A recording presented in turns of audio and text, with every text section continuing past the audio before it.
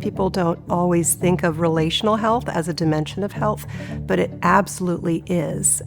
Bad relationships make you sick. There's research on that. And conversely, healthy relationships promote all dimensions of your well-being. So both relationally and individually, mental and social and emotional health, and physical health. And we've been able to show that in the intervention research that we've done. From the beginning, the concept for this kind of research was to fulfill the land-grant mission of Auburn University, and that is to be a university for the people. And so we've partnered with the cooperative extension system, with local family resource centers. We've developed the materials, we've developed the curriculum. It's open access to educational programming, and that really is a big part of the research.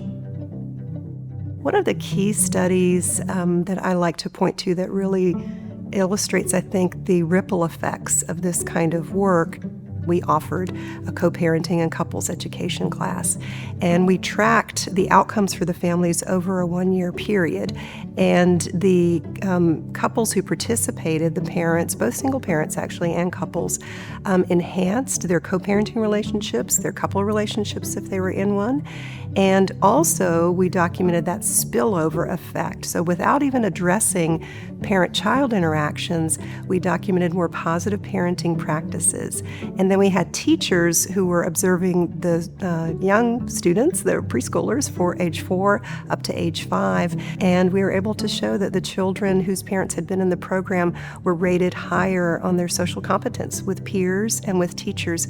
And going into kindergarten with enhanced social competence, it's a big predictor of academic success later in life. And so that's been very gratifying to see the way that we can take one educational program and have this kind of spillover, this kind of outreach in the impacts.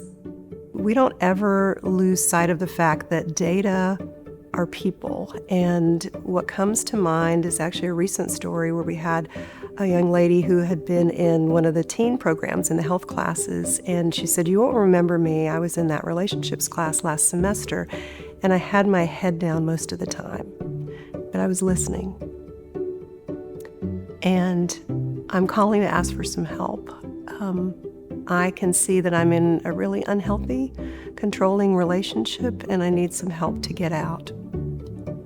And that's really powerful, those kinds of testimonies, because we're documenting kind of both aspects of the work, which is that improvement in relationships, but we're also promoting knowledge and awareness around what unhealthy relationships look like and sound like. And it's really profound when we have an impact story like that.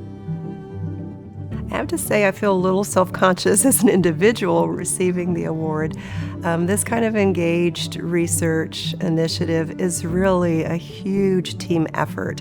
I'll just say I'm probably a representative of the research initiative, and I'm very, very honored by that. I'm Francesca Adler-Baeder, alumni professor and human sciences professor in the Department of Human Development and Family Science in the College of Human Sciences, and I'm the recipient of the Creative Research and Scholarship Award.